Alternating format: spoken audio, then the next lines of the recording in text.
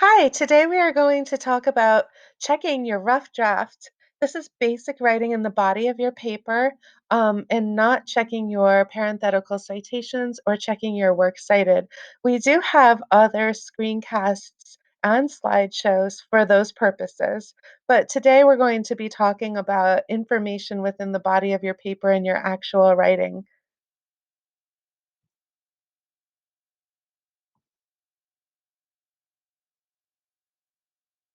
So, what we want to do first, a lot of my tips have to do with a control find.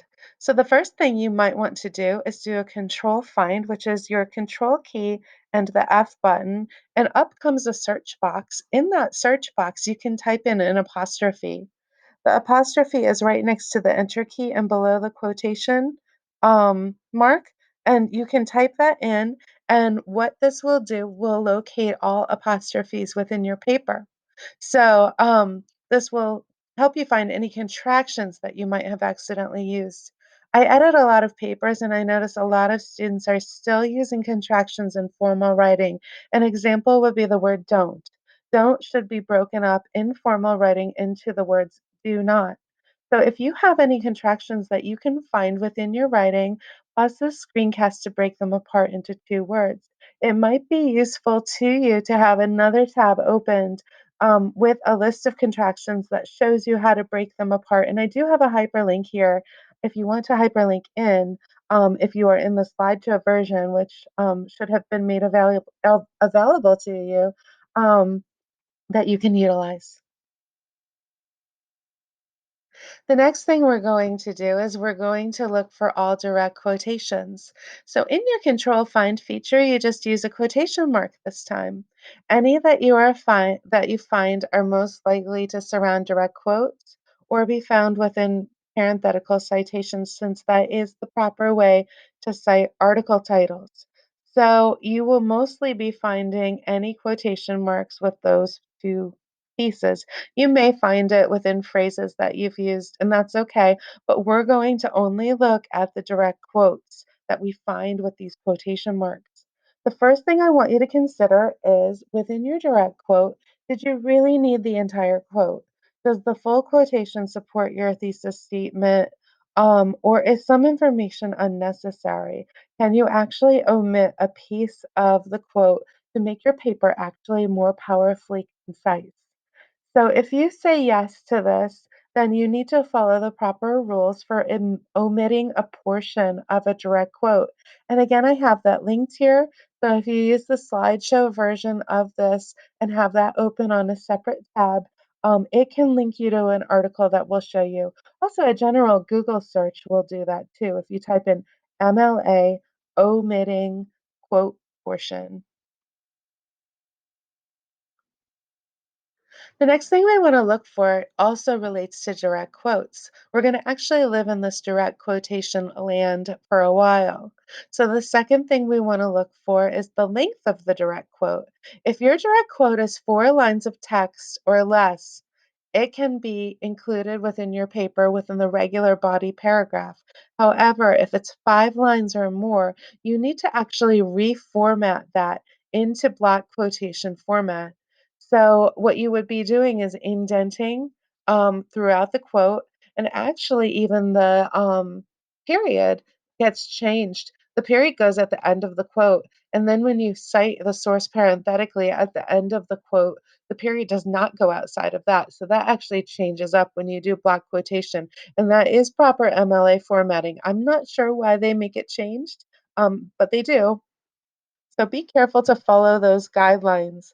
Again, hopefully you've thought about whether you need to include all 5 or more lines of the quotation, whether they're all useful to you, because it could be potential that you might be able to omit portions and reduce it so that it can go in the regular body of text. So that is something your teacher wants you to show that you are able to do.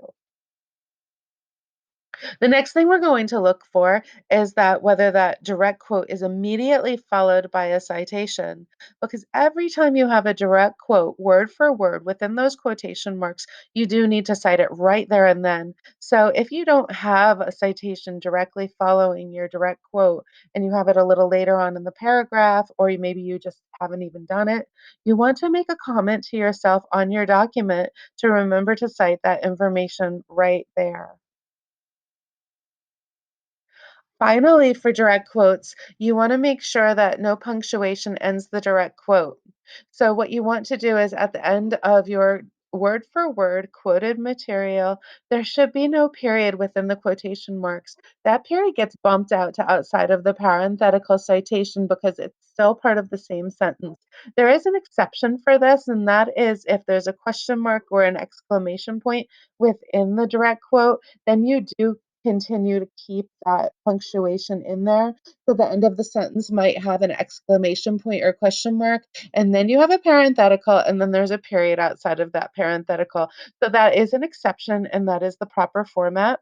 If you've already cited the information in text, meaning you've led in with who has provided the information and you've included all of the proper information with your in-text parenthetical, then you do put the period at the end of the quote before the quotation marks because you're not using a parenthetical after. And then finally, if it's formatted in a block quotation, which I talked about before, that period goes inside the quotation marks and then does not go outside of the parenthetical. So those are all the exceptions. Now we're moving on to personal pronouns, and I have to say I see this a lot. In formal writing, your teacher really will not want you to see you using I, me, we, our, us, you. And it may be that it's easier to write and get your ideas out using this language, but then you want to make sure that after you have your ideas out using the language, you can actually potentially just omit that part. Like, if you say, "I think that," you can just take out "I think that" and go with what you think in the sentence. Or you can change it to things like, one may think, and use words like one instead of I, we, or you. And so you might want to use some good exchange words for the personal pronouns. So a control find, you actually want to do a control find for all of these words.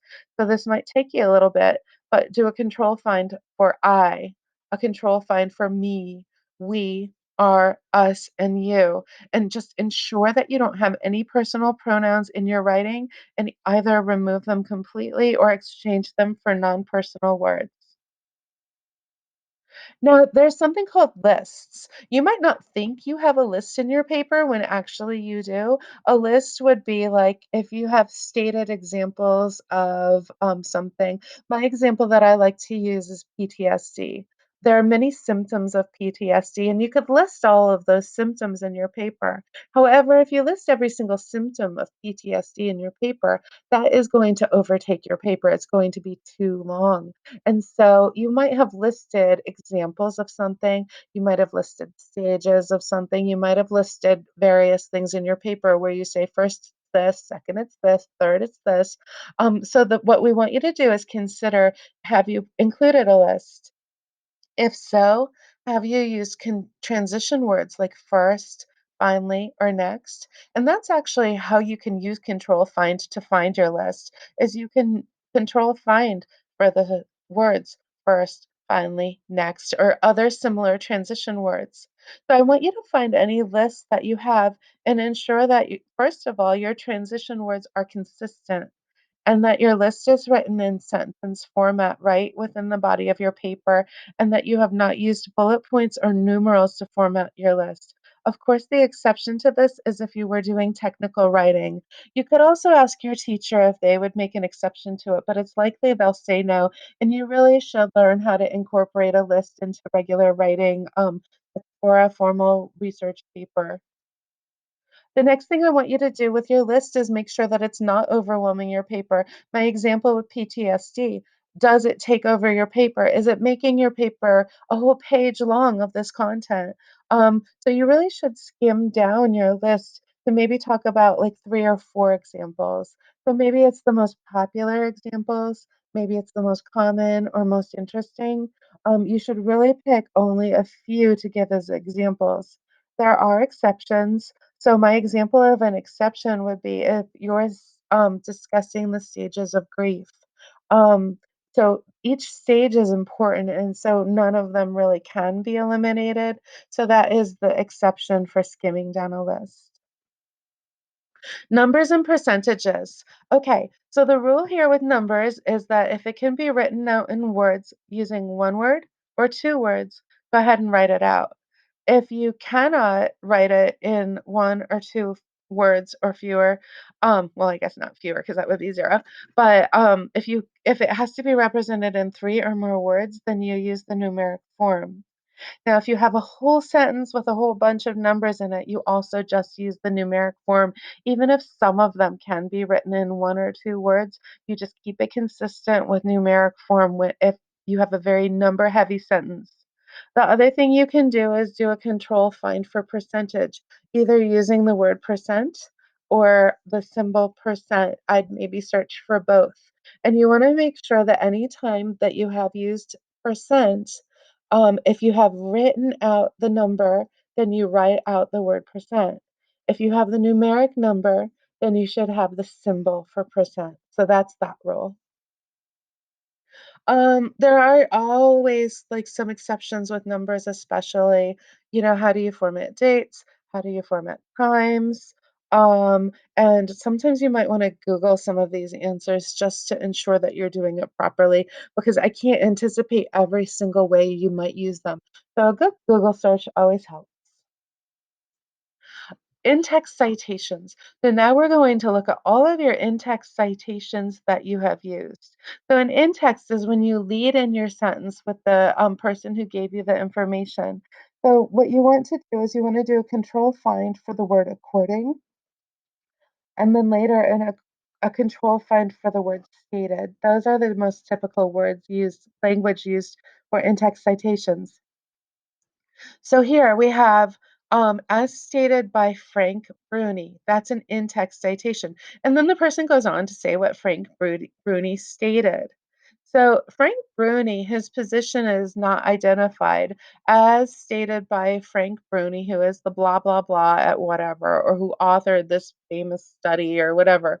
So when I did a Google search on Frank Bruni actually has a coveted position at the New York Times where he's a journalist. Many of us would want that position, and I'm sure it's very competitive. However, it doesn't add academic merit to your paper. It doesn't help your paper to say, according to Frank Bruni, journalist at the New York Times. It doesn't really add anything that the reader goes, oh, wow. And so you really want to hold off your in-text citations for things that you can say, oh, wow. So my example here is according to a study conducted by MIT computer scientists, and then it lists her name, and then it states what she states. One of my students actually used this, and he gave me permission to use his work to include in my examples. He wrote a fantastic paper, and he's an incredible writer. So the Frank Bruni situation, he really honestly should be a parenthetical citation versus an in-text because you can't really lead him in properly with real impressiveness. So consider that. I see this all the time. It really grates on me. People write like according to Healthline or according to Live Science or according to Ask.com. Um, you want to completely get rid of anything that are like that, like according to Healthline, because not only is it not academic enough to lead in with an in-text citation, but also it's not what would be properly formatted within a citation. So Healthline never goes into a parenthetical citation because it always has to be the author's last name or an article title that's shortened within quotation marks or a book title that's italicized within the parenthetical. So Healthline doesn't make it suffice. It's not sufficient for that parenthetical citation and it's not sufficient for an in-text citation. So Healthline should not be used. There is an exception. when you don't have an author using an in-text, you can say according to, if the source is extremely impressive, you can use it even if there's no author, but the source has to be really academically impressive, and you also have to make sure that the, citation portion or the citation element that you're giving does suffice for a parenthetical or in-text citation. Exclamation points. Now let's do a control find and use an exclamation point. We have a teacher at our school that she mentioned it really gets on her nerves when she sees exclamation points. And she's right. Your writing is not really that sophisticated if you use an exclamation point for a formal research paper. So instead, please turn it into a statement and please add vivid expressive wording and vocabulary to your sentence so that you can infuse more feeling because that's what an exclamation point wants to do is it wants to set the tone, it wants to infuse feeling. That's the purpose of it. And so do that with language versus doing it with punctuation. So at this point search for all exclamation points and change them into statements that are not exclamatory. So time to move on. Question marks. So this is where you would turn it into a statement. I might have said that with exclamation points, but a statement versus a question. So when you do a control find for a question mark, you want to make sure, and this actually gets on my nerves, you want to make sure that your question is strong. So, a question such as, is torture ever justified, is very strong. We could have a debate where one side argues, yes, torture is justified, another side argues, no, it's not. And it could be a really strong debate question. This is a strongly worded question. So, if you have a strongly worded question such as that, that really provokes heavy thought, then go ahead and keep your question in. But for 99% of you, you're probably better off turning your question into a statement like I have here. How would you feel if you lost your best friend to drug abuse? You can actually turn something like that into consider the devastation one would feel to learn that their best friend has died as a result of drug abuse. So that is not like the first one is not proper for formal writing. So you can turn it into a statement that is strong writing using elements such as consider this, how would one feel, things like that. So, and additionally, this slide talks about if you have chosen to still go with a question, you want to lead your reader into the answer that you want them to adopt. And so let's say I think torture is justified, that we should be torturing people. What I would want to do is I would want to follow up by making my reader um, lean towards my belief. So that is something that is important with question marks. Capitalization. One thing that kind of makes me laugh is that sometimes in a paper, it's always the topic. It's the topic you're writing about. It gets oddly capitalized mid-sentence. So in the case where the student was writing about body image was just capitalized in the middle of the sentence, and you'll see that. And so what you want to do with your control find is type in your keywords for your topic and check out if they're properly capitalized throughout your paper. So this happens, maybe you've been citing your sources and capitalizing your title throughout to achieve proper MLA formatting. So you're used to capitalizing body image. So what you want to do is you want to make sure that it's proper within mid sentence. It is not proper grammar to have or punctuation to have it capitalized within the middle of the sentence. There are rare situations where, it is proper. I was just working, a couple days ago with someone who was writing about Alzheimer's disease, and so we actually looked up, okay, is Alzheimer's is always capitalized, but is disease capitalized or is it lowercase? And so we did a quick Google search to make sure that we were doing what people do. And so you might even need to do a Google search to figure out what within your topic is always properly capitalized and what does get lowercase in professional publications, and you want to follow that format. Lack of citations, I see this a lot too. So sometimes we get a whole page of text or a whole large section that does not have citations. Oftentimes, what happens is that the student was writing about something that they have a lot of knowledge about on their own.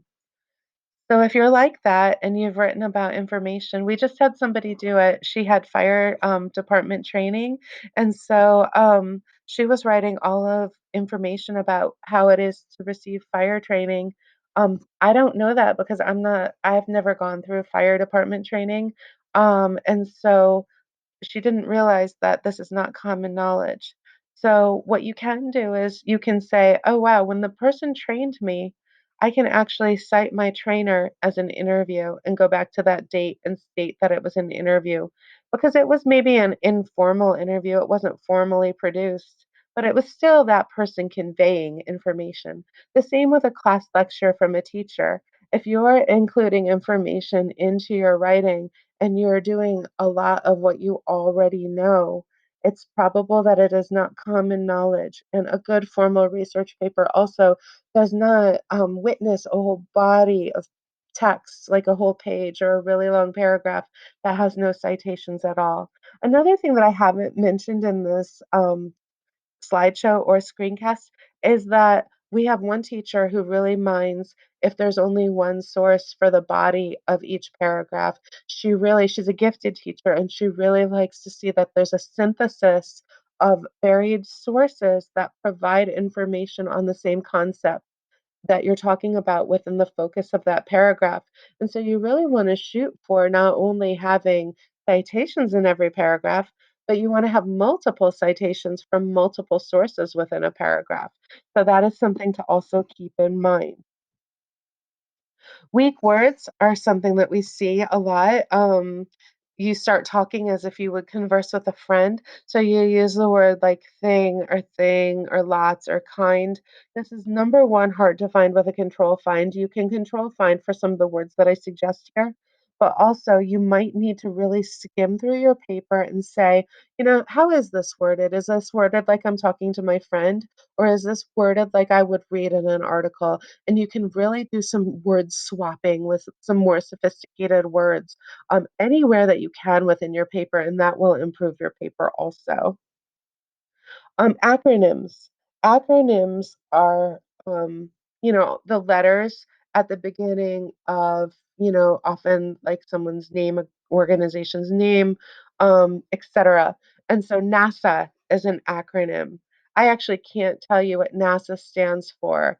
Most people can't. NASA is actually known as NASA. So there are some exceptions where you can write NASA and you don't have to write like National Aeronautical or whatever it is. But this one, like World Health Organization, you do wanna spell it completely out and then put, WHO in parentheses at this end of the sentence. So, the World Health Organization is committed to ensuring safety, blah, blah, blah. And right after you have written World or Health Organization, you put in parentheses WHO. And then anytime you use World Health Organization after that, you can just use WHO now that you've identified that WHO aligns to the words World Health Organization. And so that's how acronyms work. Um, Try not to overuse them. We did see a paper recently that somebody used an acronym. I'm trying to remember what it was. But over and over, it was like we saw the acronym. Oh, I know it was for a disease. And so I'm just gonna make up like let's say it was Lyme disease. And then they have LD for Lyme disease, which it wasn't, and I don't even know if LD is the acronym for Lyme disease, but every single sentence had LD, LD, LD, LD. So you wanna make sure that you don't overuse the acronyms too. That's something that's important. Abbreviations, our social studies teacher, we have one of them that is like a real strong, she has real strong feelings about when you just abbreviate US. I know that everyone knows the acronym and you probably don't need to write out United States and explain that US stands for United States. However, it's not formal writing. And so you want to make sure that you write out United States throughout your paper instead of using US. So, that would go with UK too, for United Kingdom. You just really wanna make your paper as formal as possible.